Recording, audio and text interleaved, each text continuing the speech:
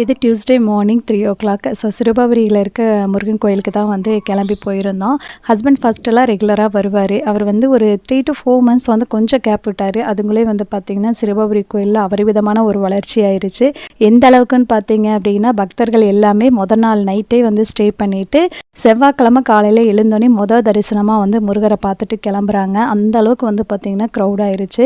கோயிலுக்கு பின்னாடியே தெப்பக்குளம் இருக்கும். அந்த குளத்தை ஃபுல்லாக சுற்றி தான் வந்து பார்த்திங்கன்னா க்யூவே ஸ்டார்ட் ஆகும். ஃபர்ஸ்ட் வீக்கு போகும் போலெல்லாம் நான் வந்து சாமியை பார்க்கவே இல்லை. ஏன்னா இந்த அளவுக்கு வந்து மாறிடுச்சுன்னு எங்களுக்கு தெரியாது. நாங்கள் யூஸ்வலாக எப்பயும் போல் 4 o'clock எழுந்து லைனில் போய் நிற்கலாம் அப்படின்ட்டு போயிருந்தோம். ஆனால் வீக்கு சாமியை பார்க்காமே வந்துட்டோம். அடுத்தடுத்த வீக்கெலாம் வந்து பார்த்திங்கன்னா 2 o'clock எழுந்து ஒரு 3:20 போல் லைனுக்கு போயிடுவோம். அப்படி போனாலே வந்து பார்த்திங்கன்னா நம்ம சாமியை பார்த்துட்டு வரையில் 6:30 ஆயிரும் காலையில். இது 100 rupees லைனுக்காக நான் சொல்கிறேன். அதில் போனால் தான் இந்தளவுக்குனாலும் வர முடிஞ்சிச்சு. மெயின் ரோட்லேயே வண்டி எல்லாம் பிளாக் பண்ணிடுவாங்க. ஆட்டோ இருக்கும், நம்ம அந்த சர்வீஸ் தான் யூஸ் பண்ணிக்கிடணும்.